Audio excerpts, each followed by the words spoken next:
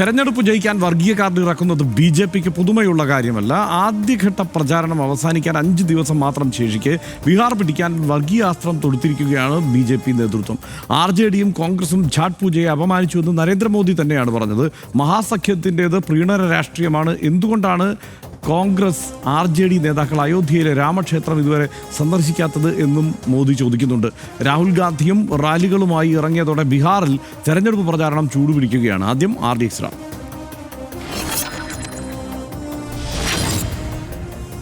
മുസാഫർപൂരിലെ റാലിയിൽ കടുത്ത വർഗീയ പരാമർശങ്ങളാണ് പ്രധാനമന്ത്രി നരേന്ദ്രമോദി നടത്തിയത്. വിദേശ രാജ്യങ്ങൾ സന്ദർശിക്കാറുള്ള പ്രതിപക്ഷ നേതാക്കൾക്ക് അയോധ്യയിലെ രാമക്ഷേത്രം സന്ദർശിക്കാൻ സമയമില്ല. അയോധ്യയിലെ ഭഗവാനെ കാണുന്നത് ആർ.ജെ.ഡിയുടെയും കോൺഗ്രസിന്റെയും വോട്ട് ബാങ്കുകൾക്ക് ഇഷ്ടമാക്കില്ല. പ്രീണന രാഷ്ട്രീയത്തിന് തടസ്സമാകുമെന്നും നുഴഞ്ഞുകയറ്റുകാരെ പ്രോത്സാഹിപ്പിക്കുകയാണ് മഹാസഖ്യമെന്നും മോദി കുറ്റപ്പെടുത്തി.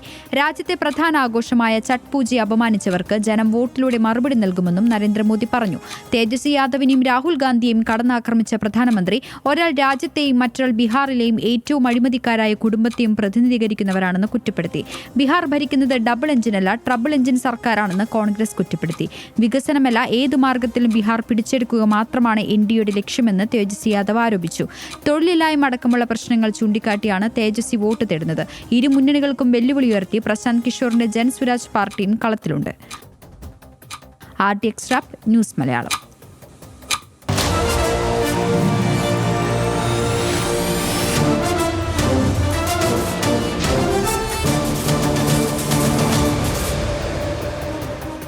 അഞ്ച് കെയിലാണ് കോൺഗ്രസ് ആർ.ജെ.ഡി സഖ്യം നിലനിൽക്കുന്നതെന്നാണ് നരേന്ദ്രമോദി പറഞ്ഞത്. കാട്ട, ക്രൂരത, കട്ടൂത്ത, കുശാസൻ, കറപ്ഷൻ എന്നിവ മഹാസഖ്യത്തിന്റെ മുഖമുദ്രയാണത്രേ. അതായത് അക്രമം, ക്രൂരത, വേർതിരിവ്, ദുർഭരണം, അഴിമതി എന്നാണ് ഇതിന്റെ പരിഭാഷ.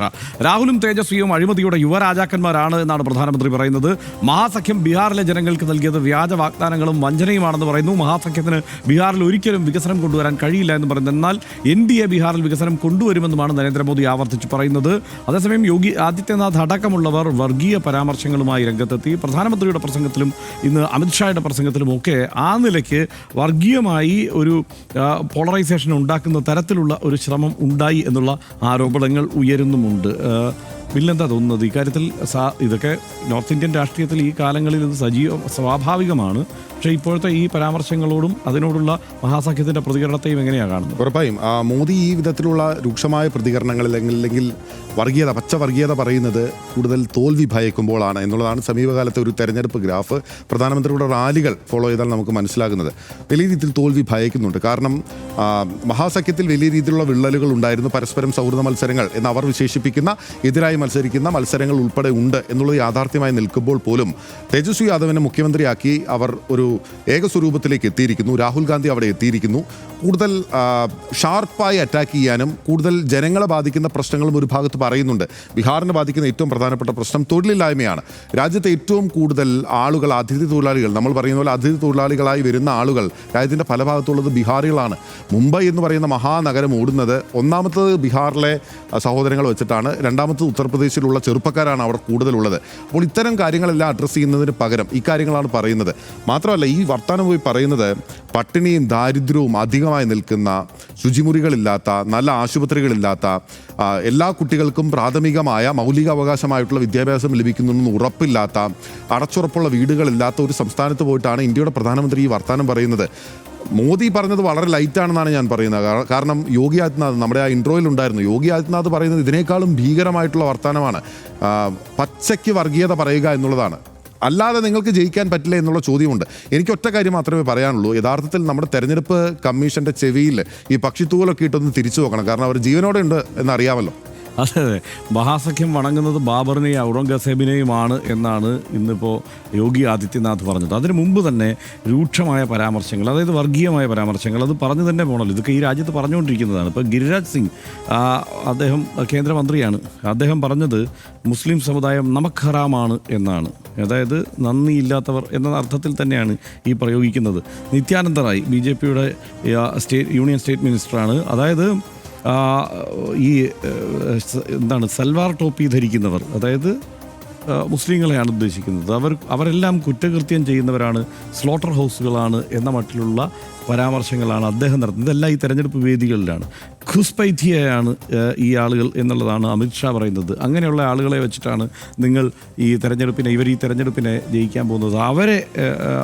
അവരടുത്ത സർക്കാരിനെ തീരുമാനിക്കുന്നത്, നുഴഞ്ഞുകയറ്റക്കാർ അടുത്ത സർക്കാരിനെ തീരുമാനിക്കുന്ന തരത്തിലേക്ക് കാര്യങ്ങൾ പോകരുത് എന്ന് അതായത് അവിടുത്തെ മുസ്ലിം സമൂഹത്തെ നുഴഞ്ഞുകയറ്റക്കാരായി ഒറ്റയടിക്ക് അങ്ങ് പറഞ്ഞു പോകണം. വലിയ അളവിൽ മുസ്ലിം ജനസംഖ്യയുള്ള സംസ്ഥാനങ്ങളിലൊന്നുകൂടിയാണ് ബീഹാർ. ആ സംസ്ഥാനത്ത് നിന്നിട്ട് ഇതിങ്ങനെ പറഞ്ഞു പോവുകയാണ്. ഇപ്പുറത്ത് ഏതായാലും ആ നിലയ്ക്കുള്ള പരാമർശങ്ങളിലേക്കൊന്നും പോകാതെ ഒരു തെരഞ്ഞെടുപ്പ് പ്രചാരണത്തിന് ഇപ്പോൾ മഹാസഖ്യത്തിന് ഈ ഘട്ടം വരെ കഴിഞ്ഞിട്ടുണ്ട് എന്നുള്ളതാണ്. ഇതിന് മറുപടി പറയാൻ നിൽക്കുകയല്ല. ഒറ്റ കാര്യം പറഞ്ഞുള്ളൂ തേജസ്വി യാദവ്, ജാതിക്കല്ല നിങ്ങൾ വോട്ട് ചെയ്യേണ്ടത്, എനിക്ക് വോട്ട് ചെയ്യുമ്പോഴും ജാതി നോക്കിയല്ല വോട്ട് ചെയ്യേണ്ടത്, പകരം നിങ്ങൾ ഞാൻ മുന്നോട്ട് വയ്ക്കുന്ന ആശയങ്ങളും എൻ്റെ പ്രവൃത്തിയും മാത്രം വിലയിരുത്തി നിങ്ങൾ വോട്ട് ചെയ്യൂ എന്ന് അങ്ങോട്ട് പറയുന്ന ഒരു സ്ഥിതി അവിടെ ഉണ്ടായിട്ടുണ്ട്. എന്തായാലും ഈ കാര്യത്തിൽ സംശയമൊന്നുമില്ല. കാരണം ഇപ്പോൾ ലാലു പ്രസാദ് യാദവിൻ്റെ ഈ സെക്യുലർ ക്രെഡൻഷ്യലൊന്നും ആരും ചോദ്യം ചെയ്യാറായിട്ടില്ല ഈ കാലത്ത് വരെ.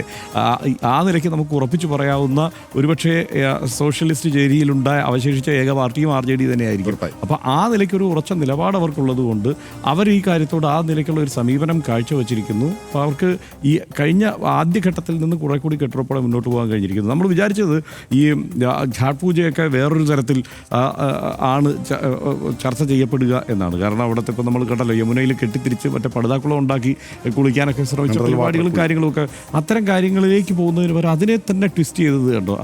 അതിനെ വർഗീയമാക്കി, അല്ലെങ്കിൽ അതിനെ ഘാട്ട് പൂജയെ അപമാനിച്ചിരിക്കുകയാണ് മഹാസഖ്യം എന്നതാണ് പ്രധാനമന്ത്രി തന്നെ പറയുന്നത്. അതുകൊണ്ട് നിങ്ങൾ വോട്ട് ചെയ്യുന്നത്. ഇവിടെ സീതാദേവിയുടെ ക്ഷേത്രം 2 വർഷത്തിനകം പണിത് പൂർത്തിയാക്കും എന്ന് പ്രഖ്യാപിച്ചുകൊണ്ടാണ് വോട്ട് ചോദിക്കുന്നത്. എന്തായാലും ഇത് ഇന്ത്യൻ യാഥാർത്ഥ്യമാണ്. ഉത്തരേന്ത്യൻ രാമൻ തമിഴ്നാട്ടിൽ മുരുകൻ, കേരളത്തിൽ അയ്യപ്പൻ, ബീഹാറിൽ എത്തിയതോടെ അതിപ്പോൾ ഛാട്ട് പൂജയായി. ഒരു തട്ടുകേട് പറ്റുമെന്ന തോന്നൽ വന്നപ്പോഴെല്ലാം സമീപകാല തെരഞ്ഞെടുപ്പുകളുടെ പ്രചാരണ റാലികളിൽ പ്രധാനമന്ത്രി നരേന്ദ്രമോദിയും ഒക്കെ അല്ലെങ്കിൽ അമിത്ഷായും ഒക്കെ ഇത്തരത്തിൽ വർഗീയ പരാമർശങ്ങളൊക്കെ നടത്തുന്നു എന്നത് സങ്കടകരമാണ്. ആ പതിവ് ബീഹാറിലും തുടരുന്നത് കാണുമ്പോൾ രാഷ്ട്രീയം സൂക്ഷ്മമായി നിരീക്ഷിച്ച് വരുന്നവർക്ക് ഒന്നുറപ്പാണ്, അത്ര ആത്മവിശ്വാസത്തിലല്ല ബീഹാറിൽ BJPയും സഖ്യവുമെന്ന്. ബീഹാറിൽ തേജസ്വി യാദവ് എന്ന 35-കാരൻ്റെ പ്രചാരണ തന്ത്രങ്ങൾക്ക് മുന്നിൽ NDA വിയർക്കുന്നുണ്ട് എന്നതുകൂടിയാണ് നമ്മൾ മനസ്സിലാക്കേണ്ടത്. പൂഴിക്കടകൻ എന്നതുപോലെ തൊടുക്കുന്ന വർഗീയാസ്ത്രം നിലമെച്ചപ്പെടുത്തുമെന്നതാകും NDA ക്യാമ്പിൻ്റെ പ്രതീക്ഷ. ഭരണഘടനാ പദവിയിൽ ഇരിക്കുന്ന ഒരാളുടെ നാവിൽ നിന്ന് വീഴാവുന്നതാണോ ഇത്തരം പരാമർശങ്ങൾ എന്ന വിമർശനമെല്ലാം നമ്മൾ എത്ര വട്ടം കേട്ടതാണ്. അതിപ്പോഴും വൃഥ പലരും പറഞ്ഞുകൊണ്ടുമിരിക്കുന്നു. അതിനിപ്പോൾ ഇക്കാര്യത്തിലൊരു തീരുമാനം ബീഹാറിലെ വോട്ടർമാർ എടുക്കട്ടെ എന്ന് മാത്രം പറഞ്ഞ് ഇന്നത്തെ RDX അവസാനിപ്പിക്കുന്നു. Good night.